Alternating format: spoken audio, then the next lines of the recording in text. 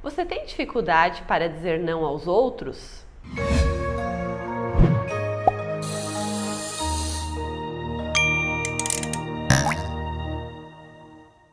Olá pessoal, meu nome é Natana, eu sou psicóloga e eu gostaria de conversar com vocês sobre uma dificuldade bem comum na vida das pessoas e que talvez pode ser a sua dificuldade também, que é a questão de dizer não aos outros. Muitas vezes a gente passa por situações em que alguém pede algo pra gente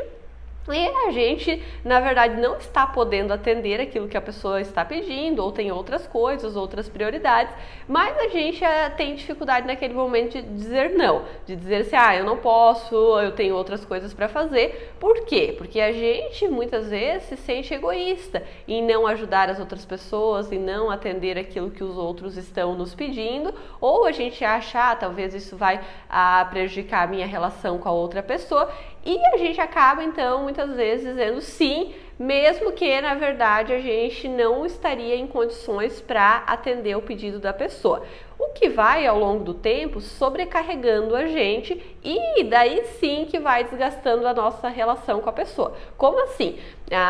Numa conversa com outro grupo de psicólogos, a gente estava falando justamente sobre esse tema, o quanto que é comum, e se levantou a questão de que assim, à medida que a gente vai dizendo muitos sims na nossa vida, mesmo não podendo dizer aquele sim, a gente vai começando, na verdade, a desgastar a nossa relação com a pessoa, porque aquela pessoa passa então a sobrecarregar a gente, fazendo com que então daqui a pouco a gente queira evitar aquela pessoa de tanto que a gente ficou sobrecarregado naquela relação. Então muitas vezes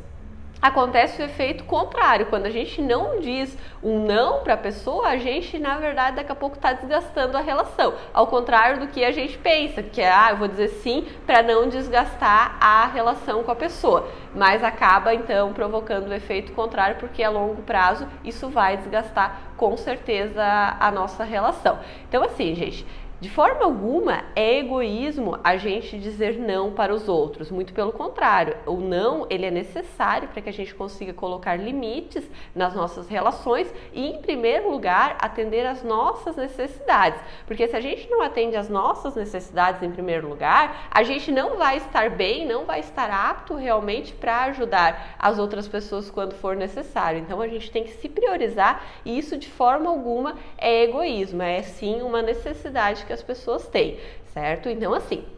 como dica, gente,